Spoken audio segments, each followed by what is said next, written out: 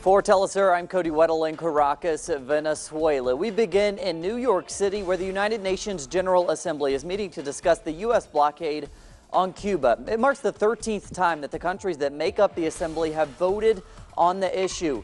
This year's vote mimics that of last year, with 188 countries opposed to the blockade and only the United States and Israel voting in favor of its continuation.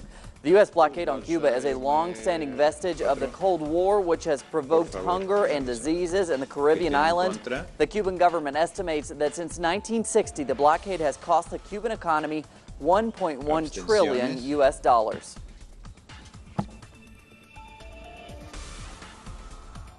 In Colombia, a forum for victims of the FARC turned into a heated discussion. It comes with a call by the guerrillas for a national census of victims. Here's our correspondent, Charles Parkinson. Tensions flared at a forum for victims of the FARC in Colombia's capital, Bogotá, with a vocal minority of the crowd heckling Interior Minister Juan Fernando Cristo over what they perceive as the government's favouring the FARC over victims. It's a message being peddled extensively by right-wing politicians opposed to the peace, but one that some victims find affinity with. Usted está viendo mutilados. You see mutilated people, many mutilated, thousands of mutilated. Maybe it goes into the millions of mutilated. And who responds? Who gives them a single word? Who supports them? Who helps them? It's vile. Famine. The forum took place in the wake of calls from the FARC for a national census of victims in order to establish the exact number and origin of their victimisation. It's a suggestion that many at the forum rejected on the basis it came from the guerrillas, but others say it could be an essential tool in the search for an agreement acceptable to the greatest number of victims possible. For us to reach peace, we will have to find a balance between justice, truth and reparation.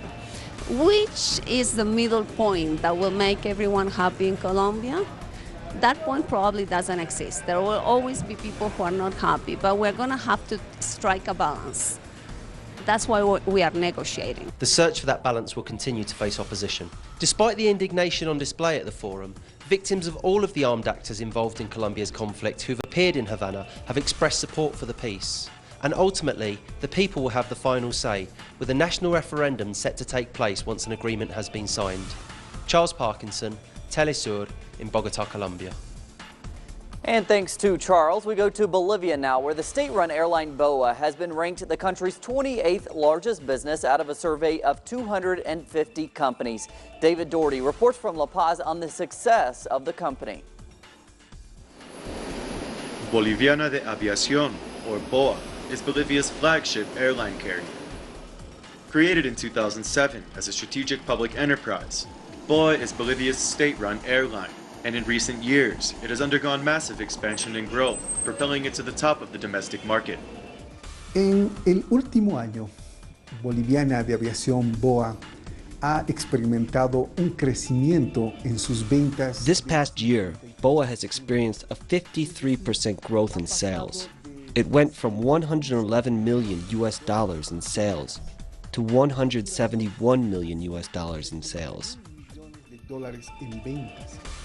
The government has stated that BOA seeks to democratize air transport in Bolivia.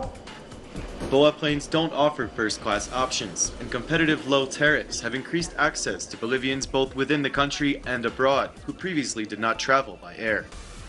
In Bolivia, there is a process of social mobility. Close to 50% of the lower classes, those with a very reduced income, have now risen to become middle class over the past 8 years. This means that more people are now not only traveling by land transport, but also through airlines. No solo transporte terrestre, sino también aerolíneas. BOA has been expanding to include transatlantic flights to Madrid, with additional plans to offer increased flights to the United States and other destinations in the Americas. Reporting from La Paz, David Doherty, Telesur.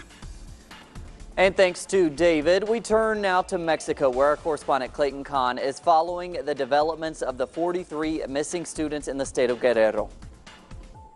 It's been 1 month and 2 days since municipal police in the town of Iguala, Guerrero, killed 6 and forcibly disappeared 43 college-age students from the Ayotzinapa Teachers Training College. The calls for the return alive of the youth by family, classmates, and civil society on a whole only increases as each day passes without their presence. Students in the northern state of Guerrero blocked highways and occupied the main TV stations in the state, while teachers blocked highways in the Guerrero state capital of Chilpancingo. Meanwhile, the Attorney General has announced that 4 key suspects from the criminal group Guerreros Unidos have been detained for their role in the disappearance of the youth. And the new governor of Guerrero says the state will intensify its search. This is Clayton Khan reporting from Mexico City for Telesur. And thanks to Clayton. Monday was the 4th anniversary of the death of former Argentine President Nestor Kirchner. All across the country, thousands of activists participated in volunteer work to honor the former leader. Here's our correspondent Leonel Popoletti. This Monday, a festival paying homage to the late former Argentine President Nestor Kirchner was held in Buenos Aires. Nestor's legacy is the militancy, the youth, new blood that advances with great force, huge energy which seeks to make structural changes with a new way of doing politics. The festival was the finale to 2 days of volunteer work conducted by young militants across the nation. In our suburb, San Fernando, we cleaned up a football field which is used by the kids. This is the legacy of Nestor, to work for this beautiful project that we are so in love with. We're on the right track, defending the nation without any sort of pettiness, without any trace of individualism. This commemoration was held at the ex-ESMA complex, an illegal detention centre during the last civil-military dictatorship. Now called the National Site of Remembrance, it was Nestor Kirchner in 2004 that made the political decision of converting this site, where thousands were tortured and executed, into one of reflection and cultural expression, one of his great legacies. From Buenos Aires, Leonel Poblete Goduti, Telesur. And thanks to Leonel, we go to the Middle East now, where the Islamic State group continues in its quest to form a caliphate in Iraq and Syria. The group is known to have a media department. A new video today shows just how adept it has become at broadcasting its message. The group released a video of a man who identifies himself as British hostage John Cantley, who speaks to the camera, disparaging so-called Western reports that Kobani is still under Kurdish control. The hostage says that the battle is nearly over. Part of the so-called PKK safe zone, which is now controlled entirely by the Islamic State. And the town of Kobani continues to be a flashpoint in the struggle against the Islamic State group, both for the Kurdish citizens of the town and increasingly for the U.S.-led mission termed Inherent Resolve. Officials in the U.S. say that their airstrikes have found success in hitting insurgent targets there.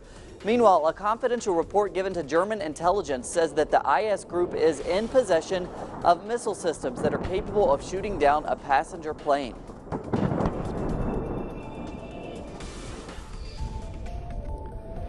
Refugees from Kobani and the rest of Syria will be on the topic of discussion at an international conference in Berlin. The refugee crisis comes as a result of the almost 3 years of civil war in Syria. Rebels, including the Islamic State group, have attempted to force a regime change in the country. At the end of August, the United Nations reported 3 million Syrian refugees had fled to neighboring countries. The Russian government says it will recognize Ukraine's elections held on Sunday. Russian recognition of the elections may foster better relations between the neighboring nations following a protracted conflict in eastern Ukraine. Russian Foreign Minister Sergei Lavrov says Russia hopes Ukraine will begin to address its own internal politics. It is very important for us, for Ukraine, to finally have the authorities that are not fighting each other or are involved in the tug of war between the West and the East, but rather will deal with the real issues facing the country and will think how to ensure the unity of the country. And we go to the U.S. state of Hawaii, where lava flow from an erupting volcano on Big Island is encroaching on homes. The Kilauea volcano began erupting back in June, but the flow of lava had slowed down until recently. It has moved 1/4 kilometer since Sunday. That puts the historic Pahoa village at risk. And we end in Chile, where one environmental group is creating quite a buzz about an international issue, the rapidly diminishing population of bees. Chilean NGO Plan B is trying to highlight that the insect is threatened with extinction if current trends continue. In Chile, the focus is being put on encouraging flower planting, developing urban beekeeping, and the creation of a bee reserve.